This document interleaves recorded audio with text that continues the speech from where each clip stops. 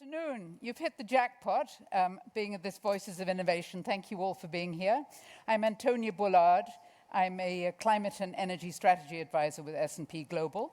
And the reason you've hit the jackpot is that my guest today is an exceptionally innovative leader of an exceptionally innovative organization, Fred Krupp, president of the Environmental Defense Fund. So I'm very pleased to have him here, and we've got 40 minutes of his time. I'm going to ask him a few questions, and then we'll definitely have opportunity for you to give him your questions, so start thinking now what you'd like to discuss. And we're going to begin by thinking back about 2 weeks to the 4th of March, and I don't know if everybody in the room knows this. It was a very, very, very exciting day for you, so please tell us about what happened on the 4th of March. On the 4th of March, MethaneSAT, a project that we've been working on for over 6 years, launched on a Falcon 9 SpaceX rocket into lower Earth orbit. And it was deployed a couple of hours later. So MethaneSAT, which is the most advanced methane detection equipment in the world, and certainly the most advanced methane detection satellite, is now up in space, and we're commissioning it. And it will be collecting data and releasing it within a few months. So could you have imagined when you took over as president of the Environmental Defense Fund that you were going to be a rocket scientist? Well, I can assure you I'm still not a rocket scientist. But no, I never could have imagined we'd be launching a satellite, or the first environmental group in the world to own our own satellite. It's an $88 million project. I was going to ask if it was not an indecent question. Yes. Where did you find $88 million? Well, we found it from our supporters. So among our largest supporters were the Bezos Earth Fund, Arnold Ventures, the Rockefeller, the Robertson Foundation, and also Audacious. The Audacious project helped gather investors. And so it's a lot of money to raise, but the neat thing is we were able to build it far more cost effectively than a government would have been able to build a satellite. And it will very cost effectively give us measurements of the whole globe, of over 85% of all the major oil and gas industries around the planet, all their facilities, and tell us in a comprehensive way for the first time how much methane they are emitting into the atmosphere. So why can it see that in a way that the satellite, I mean, we have satellites up there now, right? Taking pictures of the world. What's special about your satellite? Well, we do have satellites, Antonia, and some of them, like Trapomi, are global satellites. So they can see the biggest plumes from an event like in Southern California a few years back, Aliso Canyon. So that's good, but they can't see much of anything else. They can't see the large majority of methane, which just aren't in those gigantic plumes. And then we have the telephoto lens type satellites, like very good equipment, GHGSat from Canada, and they can spot in a small area how much methane is coming out of a valve. So that's essential and a great way to help a company fix a leak. We fit right in the middle. We can look with high precision, high resolution, high sensitivity at a very wide area. 100, 150, 200 miles by 200 miles. And in that zone, we can detect up to releases of 5 kilograms an hour, very high sensitivity. Yeah. And so we can see what other satellites can't see. We can see small leaks that are going 24/7. And what we've learned is those small leaks are the vast majority of methane emitted from the oil and gas industry. In the Uinta Basin, by way of example, 88% of the total comes from these very small leaks that are mostly invisible to any other way of looking. Wow. And what have you learned? It's been up for 2 weeks. You've got it all mapped now. Who's the biggest emitter? Can you tell us? Well, so far right now the satellite is up there baking. Oh. So it's turned toward the sun to get warm, and the impurities have to come out of it. And then we will be commissioning, and then we will be calibrating. Oh, so it's not in service yet. So it'll be a few months before we have data. We have to verify it, but we will be releasing data probably sometime this summer. And I look forward to that. What we know so far is from a similar instrument that we've flown on planes called methane air. And from that, we know this will be the first time, since it will be able to look all over the world multiple times a week. This is the first time everyone on the planet will have access for free to near real-time data as to how much methane is coming out of the oil and gas industry. So it's a revolution. It's a complete game change. We've never done this for any pollutant, not even CO2. We will have the flux rate, the volumes that are coming up into the air. So it's a big deal. And will it be mapped onto the owners of the facilities that you're seeing? Yes. In places where the ownership of an area is unique to one company, we'll be able to map it to the ownership. We're sitting here in Houston, where we have the Houston Ship Channel, where we have owners right next to each other. We'll need GHGSat, or to be launched in a few months, Carbon Mapper. We'll need more of those telephoto lens type operations to map to the owners, depending on how concentrated it is. But you'll be able to tell Gazprom from Nigerian. Oh yes, and in any area, in any area where ownership isn't back to back to back, we'll be able to map to owners. So can you give out the website? How are we going to get the information? Can we all log in and see it? Yes, so MethaneSAT.org, and it will be there, but we're also going to share all this data with the International Methane Emissions Observatory. We have a partnership with Google that was announced a few weeks ago, so Google is going to make this data available. It'll be available to everybody and anyone, and we'll even have the ability for commercial entities to access the data. There's costs of downloading it, so we'll charge for that. But for the public, it'll be free, Terrific. and so widely available. We should all write letters to our local company if we don't like what we see on your data site, right? Yeah, but Antonia, the idea isn't to shame companies. It's really to help companies. All the Environmental Defense Fund is ever interested in on anything is solving problems. And here, what we have found in our experience is when we point out to companies that there are leaks that maybe they weren't aware of, they go and fix them. And so the whole reason we build this satellite is not because EDF wanted to go into the satellite business. The whole reason is we want to catalyze getting methane reductions down. And we are very confident that when this data is available, companies will take it and attack those leaks. And that's the sole reason we're doing this. Everyone who built the satellite, Ball Aerospace, the instrument, Raytheon, the housing, they all know the satellite is not a success unless emissions go down. And when I say down, I mean planet-wide by 75% by 2030 from the oil and gas industry. 75% by 2030. We've got a date on that, 1st of January? December 31st. We need to the end of the year. All right.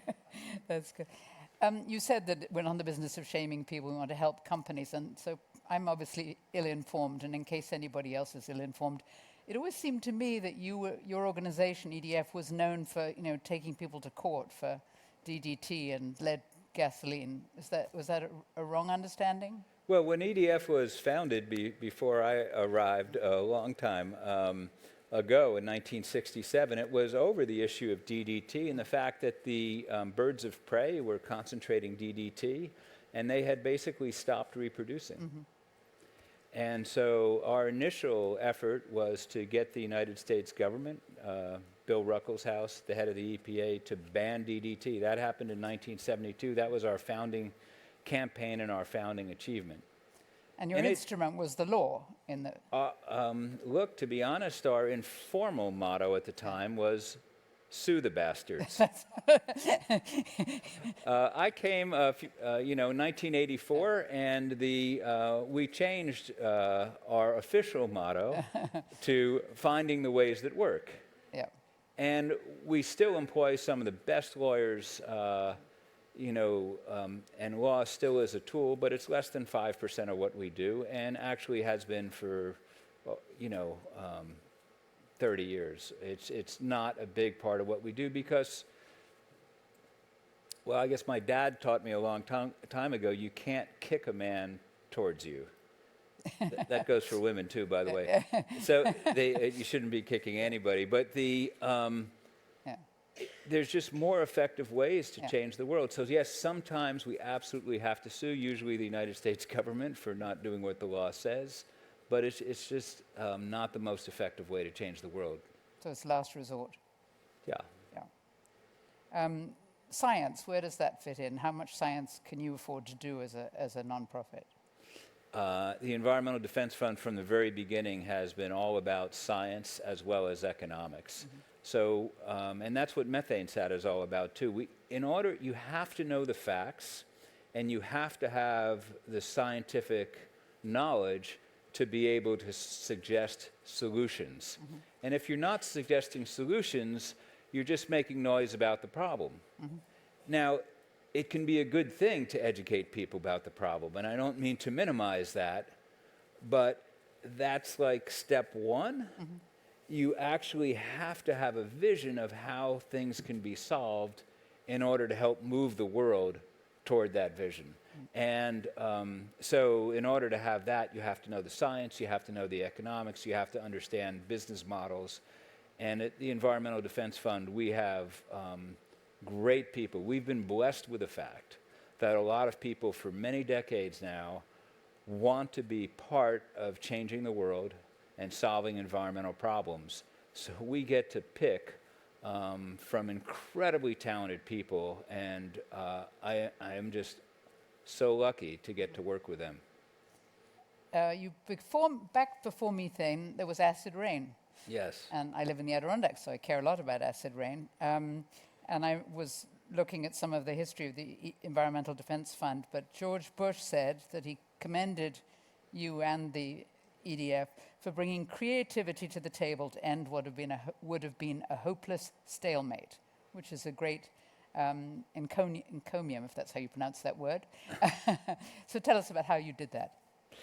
Well, first of all, anything EDF does isn't what Fred Krupp does. It's what EDF does. I'm only reading what George H.W. Yeah, well, he gave me more credit than I deserve. But the team of EDF figured out that we have to, have an ambitious goal. Mm-hmm. And Congress had been deadlocked because one side wanted a big, at the time, 50% cut, mm-hmm. and the other side wanted a much smaller cut. So the argument was deadlocked into, should we compromise at 30% or 35%?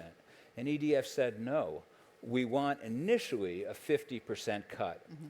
But let's be flexible about the means. Let's allow an economic incentive approach, an emissions trading system, so if someone cleans up by 90%, they get rewarded for that.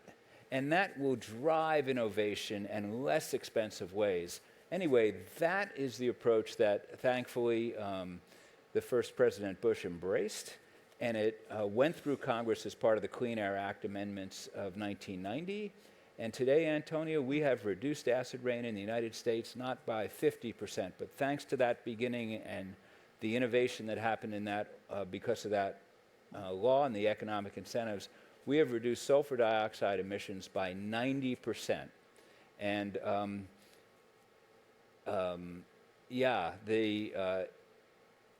if you ignore the economics or the science, mm-hmm. if you're just making noise, it's hard to solve problems that way. So I guess you'd like a carbon tax or a carbon cap and trade system?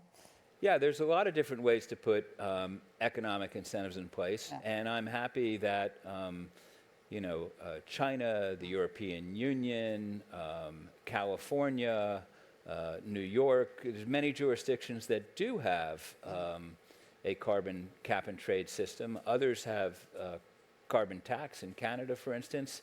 But until you put a price on pollution, you don't have the incentives aligned with society's goal. So where we can make that happen, we do. Where we can't, where we cannot, we find other ways to make progress. So let's talk about some of your other ways. Partnerships that EDF has had with household names like Walmart, McDonald's. Want to talk about those? Sure. Well, way back, we worked with McDonald's to get them to stop using the styrofoam clamshell around hamburgers. But more important than that, they came up with a waste reduction plan that reduced 40% of their overall waste, which meant all those materials didn't have to be manufactured in the first place.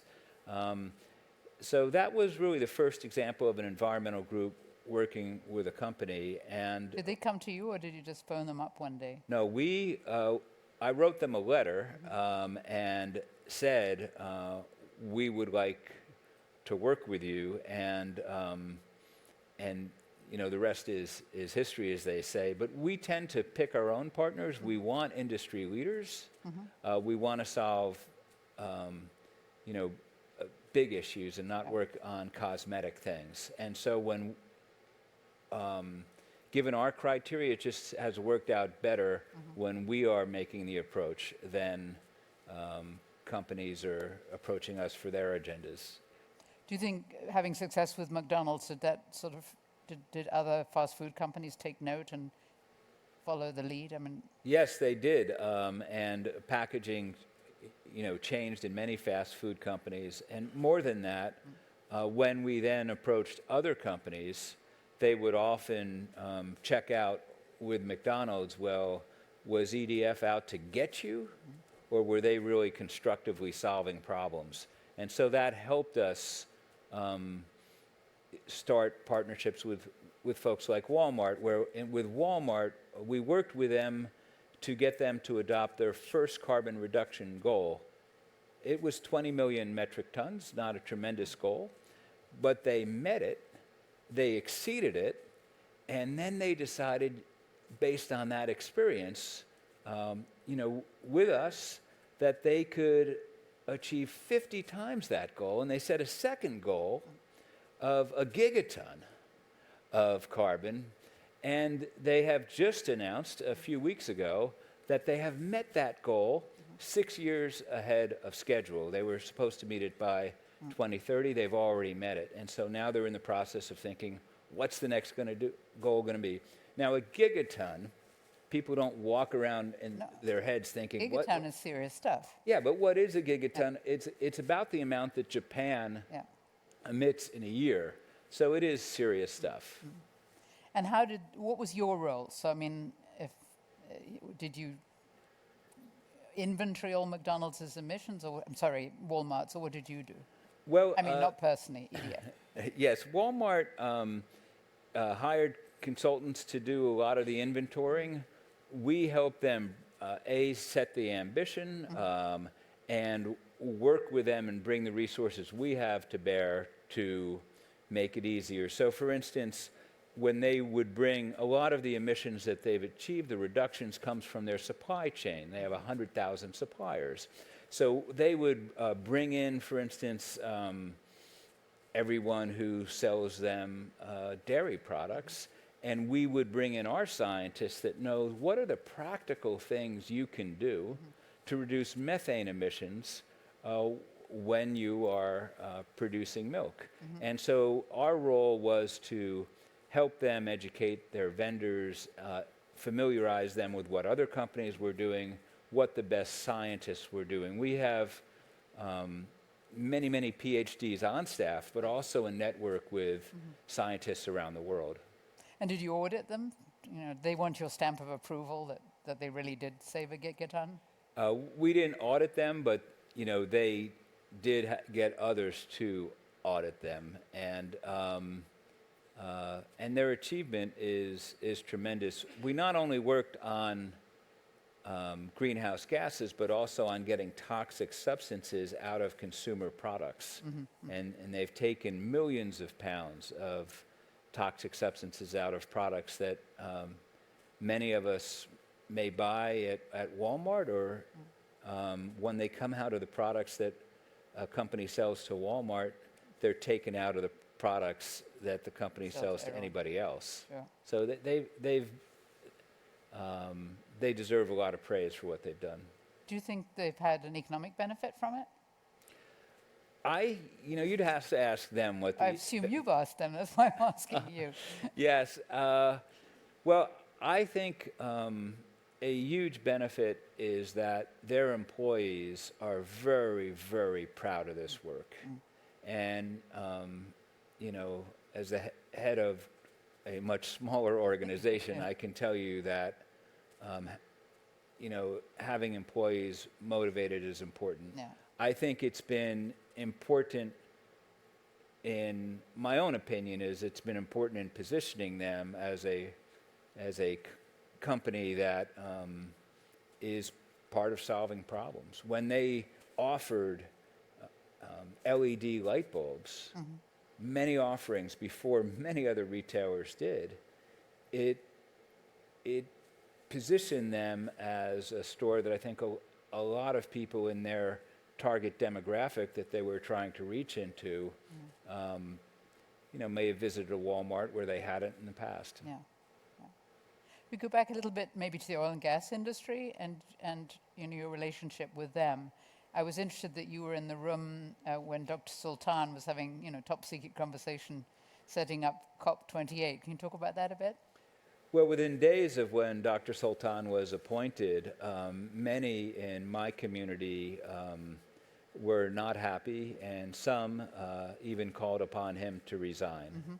And I understand the reality that he was the CEO of a big oil and gas company, ADNOC, and the idea that how could he run a conference on reducing emissions in large part from the fossil fuel industry. Our approach is that we were going to judge Dr. Sultan after the conference was over, but we weren't going to prejudge him before the conference started. And so within a few days of his appointment, I was in Abu Dhabi, and I suggested that there were a lot of things the oil and gas industry could do and that he could do as leader of the COP. And some of those suggestions, many of those suggestions he took up and worked on, perhaps the most prominent of which was methane reductions, where at the end of the day, a year later, the oil and gas decarbonization charter was agreed to by 50 oil companies around the world, and they pledged to reduce their methane emissions by what we calculate is 90%, and not by some faraway day like 2050, but by 2030. Now, still most people think carbon dioxide is the big villain here, and carbon dioxide is a big villain here. We've got to do everything we can to accelerate the transition away from burning fossil fuels. And at the same time, while we're burning them, which is going to be for a few years longer, sales were $7 trillion from the oil and gas industry last year. The methane emission, first of all, methane emissions overall, all anthropogenic methane emissions warm the planet as much in the next 10 years as the CO2 from burning all the fossil fuels planet-wide. Okay. So while we're driving down CO2 emissions as fast as we can get an immediate reduction in temperatures from what we would otherwise see by driving down methane emissions. And there are a lot of methane emissions from the oil and gas industries, but again, we think, and more importantly maybe than we think, the International Energy Agency, the IEA, thinks that it's very practical to get a 75% reduction by 2030. So you were telling me backstage that it was at CERAWeek where you made a very important connection on methane with Governor Hickenlooper. Well, at CERAWeek in 2014, Governor Hickenlooper and I appeared on stage to report on what we had worked on together. Okay. And basically, honestly, I had been badgering the governor for several years about methane, and he would roll his eyes. But when he saw an opportunity to help, he got the 3 largest oil and gas producers in Colorado together with colleagues of mine on EDF staff and put them in a room with both of our blessings and said, figure out how to get a massive reduction in methane in a way that works for industry. And they came up with a proposed regulation that was then approved by the Colorado legislature in a bipartisan way. And that really was the start of, is the first jurisdiction in the world to have strong regulations on the oil and gas methane emissions. And now, we have... Little did you know, you were starting a route to the satellite, huh? Well, yes, we have the Environmental Protection Agency has strong regulations that have been finalized in the United States. We have the European Union has agreed to regulations of methane, including by 2030 on the importation of LNG from other. But in order to make these regulations work, we have to have empirical data. We have to detect and quantify the methane. And so that gets us back to MethaneSAT, which when we were first measuring methane, we would do a measurement here, a measurement there, 1,000 measurements here. We did tens of thousands. We had a book of formulas, didn't we? Say if it was a pump, it's this much or something. We had some kind of standards or norms. We didn't even think we could measure it at some point. Well, in the beginning, the industry used factors, estimates. Yeah. When we started making measurements, even after we made tens of thousands of measurements, we realized they were just one point in time. And then Steve Hamburg, our chief scientist, and Steve Wolfsey at Harvard, in a conversation, they realized they could do this much more cost effectively and comprehensively multiple times a week, look at the infrastructure around the world from space. Yeah. And that's where the idea was born. Great. Start thinking of your questions, because in about 2 or 3 minutes, we're going to open up for your questions, and I'm sure you have a lot. Just thinking a little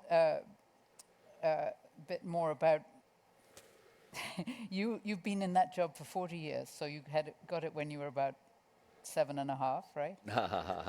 Almost 40 years. How did you persuade them to take you on? Well, there were a couple of interesting conversations. I should say that it was quite a small organization at the time, right? There were 50 employees maybe when you... Yeah, we had 40-some employees and a $3 million budget, so we've grown by about, we now have over 1,000 employees and a budget of over $300 million. I guess in the beginning, there was a concern about my age, and the chairman of the board asked me, how could I really even interview for the job at the age of I was 30?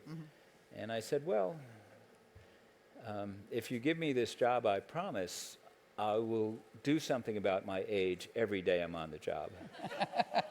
And I've kept up, I've kept my promise. You didn't promise to keep your hair color, but you got everything else. So you've really persisted. I mean, this is a long, long journey, 40 years. I understand you're a rower. I am. Do you attribute your persistence and grit to getting up at 4 o'clock in the morning and whatever all those things rowers do? Well, there's probably a correlation between trying to solve global warming and rowing. They're both hard. But persistence counts for a lot in this world, and I'm proud of the fact that I'm persistent, but, I'm just blessed with the fact that I've surrounded myself with really people that are not only equally persistent, but also incredibly able, bright, and innovative. MethaneSAT wasn't my idea, but, together with a lot of help from a lot of other people, we've built an organization that understands that to move the needle on climate change, we have to come up with big ideas, not just incremental things. Every little incremental thing each of us do is great, but we need some game-changing big ideas. And working on methane in the oil and gas industry first, and in the agricultural second, coal mines, this work can move the needle and reduce the temperatures that we would otherwise see in the next decade. So, yeah, I'm proud of that. Great. Have you ever failed? Have you ever given up on something? I mean, have you ever set a goal for the EDF and found, you know? Sure. I mean, I have failed more times than I'd care to remember, but I don't know that I've ever given up. So, in a big way, in 2010, we, EDF and the environmental community failed to pass Waxman-Markey, which would have put a price on carbon in the United States. But we didn't give up. And Not another way around, huh? yeah, so the Inflation Reduction Act, the Environmental Defense Fund, was one of many environmental groups and entities that helped get that passed. It's the biggest thing Congress has ever done on climate. And what we learned from our failure was fuel for not only our motivation, but the lessons we needed to learn in order to succeed. Terrific. Questions? There's one down here too.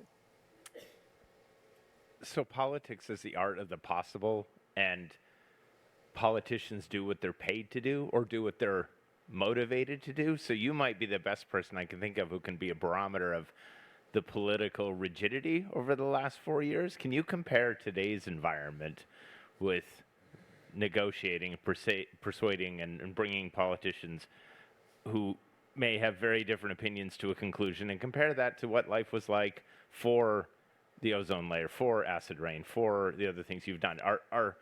Are things more difficult now, or are they as difficult as they've always been? I'd really love to hear your take on that. Well, things are more polarized now and more difficult, but they've always been pretty polarized and pretty difficult. And you can sit around and think about, you know, yourself or your organization and your cause as a victim, or you can figure out, okay, these are the circumstances, this is the landscape, how are we going to make progress? And, you know, at the Environmental Defense Fund, that's what we do. Okay, this is the reality. We're not going to be in denial about the reality, but we're figuring out ways, if we can't get something done through Congress, how can we get something done through partnerships with companies or collections of companies? And, you know, the agreement in Abu Dhabi that I cited, the OGDC, if that's delivered on, it'll be the biggest thing that ever came out of a COP, and it wasn't even part of the official negotiating document. Two people here. Got some over there.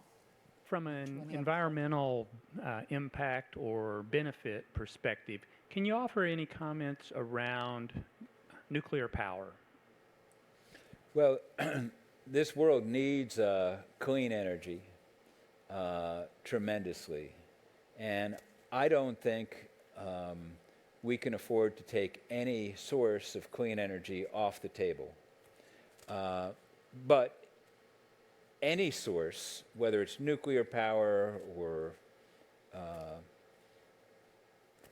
you know, burning natural gas with carbon sequestration, has to be safe, it has to be affordable, and so that's the standard that has to be used.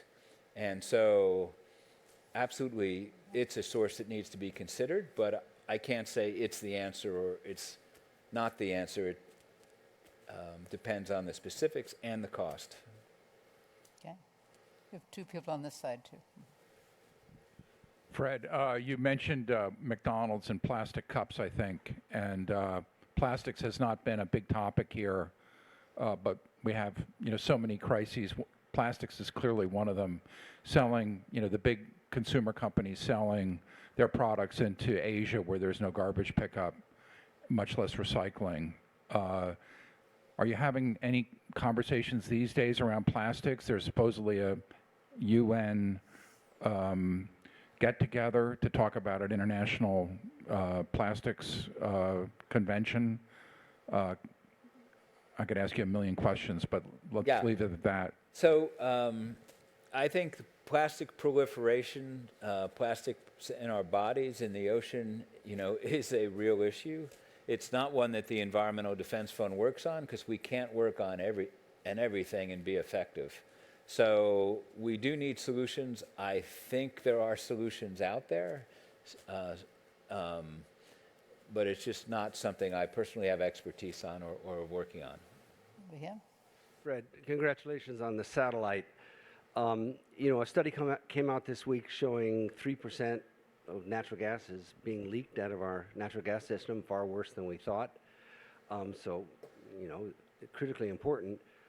But it's also clear that oil and gas contributes a relatively small amount of the excess methane in the atmosphere. And you mentioned it right at the end, but we want to get rid of all sources of methane. And could you talk about the use of the satellite in agriculture and coal mining and all of the other sources that have to be eliminated, as well as the sources in the oil and gas industry?